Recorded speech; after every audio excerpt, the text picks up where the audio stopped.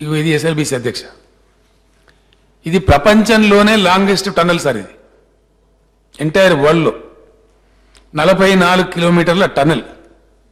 దీని తర్వాత మళ్ళొక 7 కిలోమీటర్లు మళ్ళొక టన్నల్ ఉంటుంది అధ్యక్ష.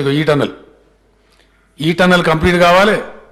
ఈ టన్నల్ అయితే అయిపోయింది అనుకోండి, ఈ కాలువలు అక్కుడక్కులు అన్ని కంప్లీట్ అయ్యి ఇది ముందర పడాలి అధ్యక్ష.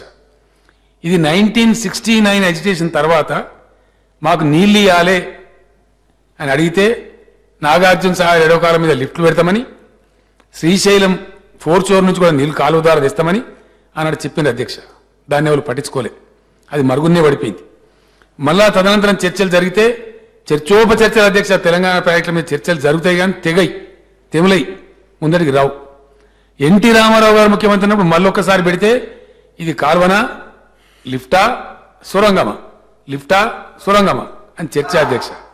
చర్చ పెడితే దీన్ని ఎక్కడ పెడతారు అధ్యక్ష? Again wild life sanctuary. అదేంది tiger valley, Nagarjuna Sagar tiger valley project అంటారు అధ్యక్ష. ఈ టైగర్ వ్యాలీని పెట్టిన అధ్యక్ష ఇది ఇక్కడి నుంచి ఇక్కడికి 44 కిలోమీటర్లు. దీనిలో టన్నల్ బోర్ మిషన్ అని పెట్టిన అధ్యక్ష, టీబీఎం మిషన్. దాని పద్ధతి ఎట్లుంటుందంటే అది ముందటికి పోదు, వెనకకు రాదు.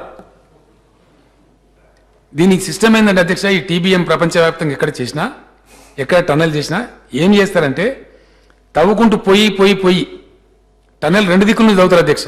ఇటువైపు నుంచి అటువైపు నుంచి తవ్వుకుంటా వచ్చి 2 కలిసినగా సొరంగం క్లియర్ అయిపోయిన తర్వాత ఆ మిషన్ మళ్ళీ పక్కకు తను దారి చేసుకుంటూ దానిలోకి పోతారు, దాన్నే వదిలేస్తారు అధ్యక్ష. డెడ్ చేసేస్తారు, మిషన్ తీయరు బయటికి. అట్లాంటి టీబీఎం మెకానిజం ఇది. ప్రపంచవ్యాప్తంగా కూడా ఇదే ఉంది. దానిలో ఆ టన్నల్ బోర్ మిషన్లు సొరగొట్టిన అధ్యక్ష. ఇక అవి ముందటికి పోవు, వెనుకకు రావు. ఆ పని కాదు. ఇప్పుడు కూడా నేను ఇంజనీర్లు నడితే అధ్యక్ష, ఇప్పుడు కూడా అడిగితే ఇంకో 3 ఏళ్ళ అందాలకు అవుతాయి సార్ అంటున్నారు. ఇంకో 3 ఏళ్ళ అందాలకు అవుతాయి సార్ ఇదే వేగంగా జరిగితే. అది శ్రీశైలంలో అప్పుడు నీళ్ళు వచ్చినప్పుడు నీళ్ళు పోవడు, మొత్తం మునిగిపోవడు, మళ్ళీ దాన్ని అంతా క్లియర్ చేసుడు అధ్యక్ష. దీన్ని తవ్వే పద్ధతి ఏంటంటే టైగర్ వ్యాలీ కదా అధ్యక్ష, అందులో అడుగు మానవ సంచారం పోవద్దు, పోతే అబ్జెక్షన్. దాని మీద ఎవరో పోతారు, మళ్ళీ వీళ్ళే పంపిస్తారు, పోయి కోర్టులో వేస్తారు. మన పర్యావరణ సంఘాలు వస్తాయి, ఇది పర్యావరణ వ్యతిరేకమని మళ్ళీ చేస్తారు. ఒక షాఫ్ట్ పెట్టుకొని కనీసం గాలి వచ్చేటట్టు చేసుకుందాం, టన్నల్లోకి వెళ్తురు వచ్చేటట్టు చేసుకుందామంటే కూడా వీలు లేకుండా పెట్టినరు. ఇక్కడి నుంచి గాలి పంపి చేస్తూ ఉంటారు అధ్యక్ష.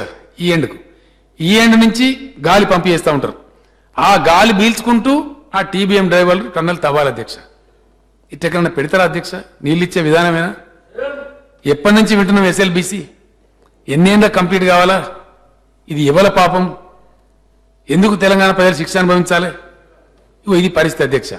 ఇది అధ్యక్ష ఇది జరిగేటప్పుడు ఏమైందంటే ఆ బోర్ చేసుకుంటూ వెనక లైనింగ్ చేసుకుంటూ పోతుంది అధ్యక్ష. కాబట్టి దాని లాగేద్దామని కొత్త పద్ధతి పెడదామని లాగలేమిగా.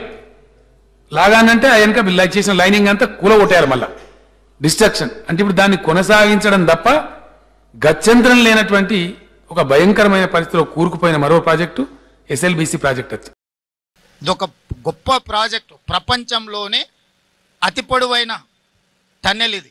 ప్రపంచంలో 44 కిలోమీటర్ల టన్నెల్ ఎక్కడా లేదు. ఇది ప్రపంచంలో మానవులు సృష్టించిన ఒక అద్భుతం. శ్రీశైలం లెఫ్ట్ బ్యాంక్ కెనాల్ 4000 క్యూసెక్కులతో 30 టీఎంసీలు నల్గొండ మహబూబ్నగర్ జిల్లాలకు నీళ్లు అందించడానికి 2005-06 సంవత్సరంలో ప్రారంభించి 2014 తెలంగాణ రాష్ట్రం వచ్చే వరకు దాదాపుగా 32 కిలోమీటర్ల టన్నెల్ను పూర్తి చేయడం జరిగింది.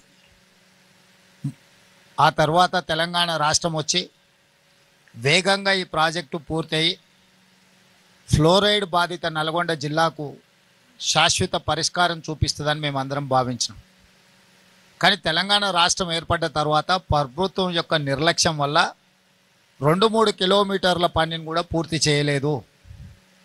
ప్రభుత్వం బిల్లులు ఇవ్వకపోవడం వల్ల ఆ సంస్థ ఇబ్బంది పడితే ఆ సంస్థ చెల్లించాల్సిన కరెంటు బిల్లులు చెల్లించలేదని విద్యుత్ శాఖ ఇక్కడ పని జరుగుతున్న మిషనరీలకు సంబంధించిన విద్యుత్తును కూడా కట్ చేయడం జరిగింది.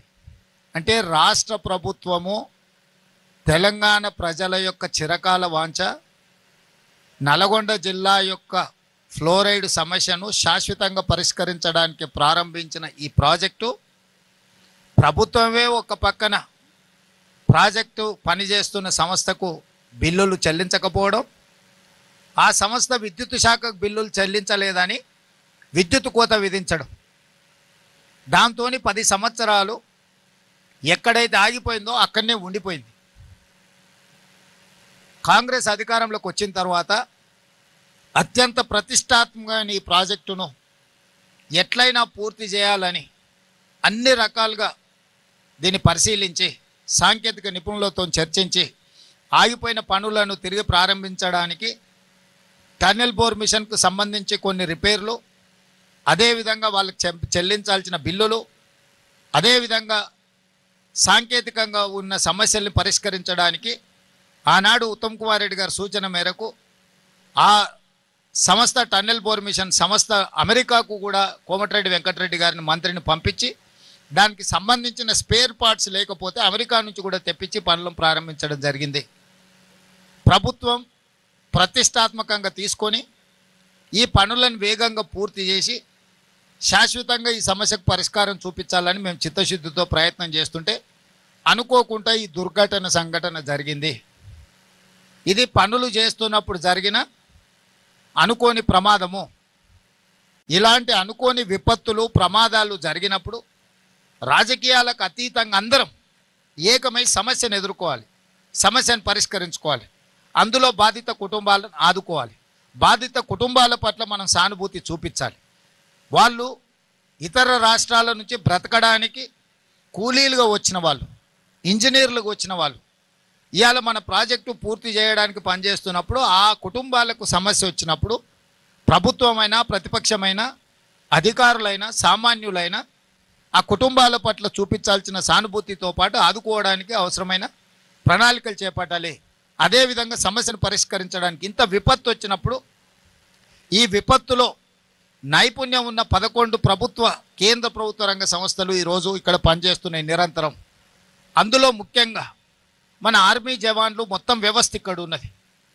దేశ భద్రత కోసం ప్రాణాలు ఇచ్చే ఆర్మీ కూడా ఈ వ్యవస్థలో పనిచేస్తుంది. టన్నెల్ ఎక్స్పర్ట్స్ ఉన్నారు, సింగరేణి ఎక్స్పర్ట్స్ ఉన్నారు, నేషనల్ డిజాస్టర్ మేనేజ్మెంట్కి సంబంధించిన వాళ్ళు ఉన్నారు. అంటే ఈ దేశంలో ఎన్ని రకాల సంస్థలు ఉన్నాయో రాష్ట్ర కేంద్ర ప్రభుత్వ రంగ సంస్థలతో పాటు ప్రైవేట్ ఏజెన్సీస్ కూడా ఈ సమస్యను పరిష్కరించడానికి సంపూర్ణంగా ఈరోజు ప్రభుత్వానికి ఈ సమస్యను పరిష్కరించడానికి అండగా నిలబడ్డాయి. అయినా 8 మంది ఈ ప్రమాదంలో గల్లంతైంది. ఇప్పటి వరకు వాళ్ళ ఆచూకీ తెలవలేదు.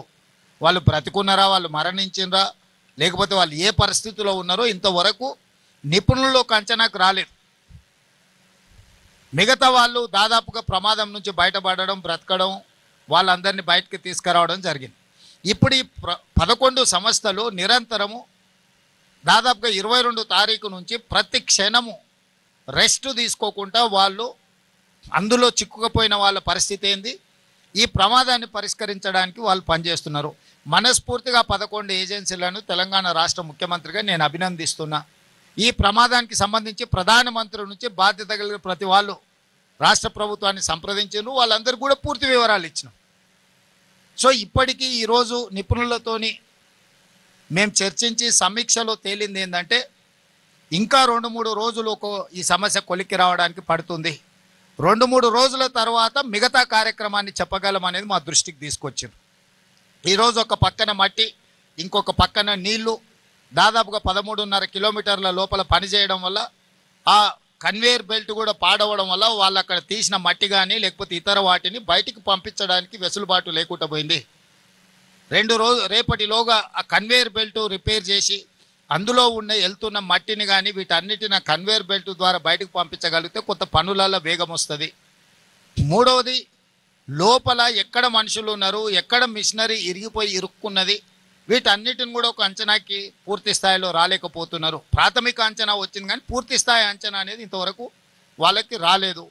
ఈరోజు దానికి సంబంధించిన సంఘటన 22 తారీఖు నుంచి ఈ రోజు వరకు జరిగిన ప్రమాదం తర్వాత సంస్థలు చేపట్టిన చర్యలు, ప్రతి ఒక్క సంస్థతో వాళ్ళు చేసిన పనులు, ఈరోజు వాళ్ళు ఉన్న పరిస్థితిని పూర్తి స్థాయిలో సమీక్ష చేసినాం.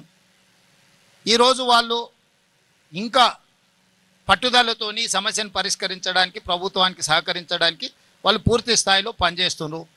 ఈ సందర్భంగా నా సూచన మీడియా మిత్రులకు కానీ సాంకేతిక నిపుణులకు కానీ ప్రతిపక్షాలకు కానీ ఒకటే, ఇది ప్రమాదము, ఇది ఒక విపత్తు. ఇప్పుడు మన అందరం కూడా ఒక తాటి మీద నిలబడి ఈ సమస్యను పరిష్కరించాలి. ఒకనాడు మీకు తెలుసు, ఇదే శ్రీశైలం లెఫ్ట్ బ్యాంక్లో పవర్ జనరేషన్లో ప్రమాదం జరిగి మనుషులు చచ్చిపోతే ఒక్కరిని కూడా అక్కడికి పోనీయాలి. ఆనాడు పిసిసి అధ్యక్షుడు నేను వస్తేనే అరెస్ట్ చేసి ఉప్పునతల్ పోలీస్ స్టేషన్లో పెట్టారు. అదేవిధంగా దేవాదుల ప్రాజెక్టులో మరణించినా, లేకపోతే కాళేశ్వరంలో మరణించినా, లేకపోతే ఎక్కడ మరణించినా కూడా ఆనాడు ప్రభుత్వం ప్రతిపక్షాలను అనుమతి ఇవ్వలేదు, ప్రభుత్వంలో ఉన్న పెద్దలు అక్కడికి పోలేదు.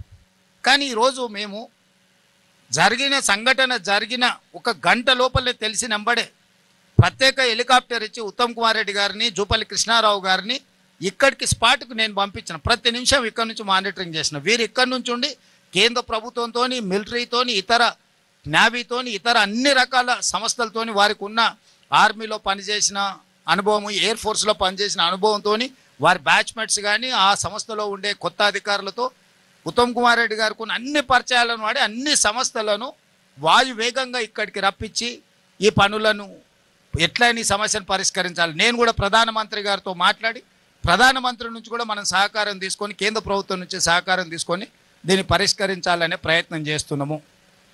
ఇది ఒక రాజకీయ సమావేశంలో రాజకీయ పార్టీలు ఏదో పని చేయబోతే అక్కడ జరిగిన ప్రమాదం కాదు.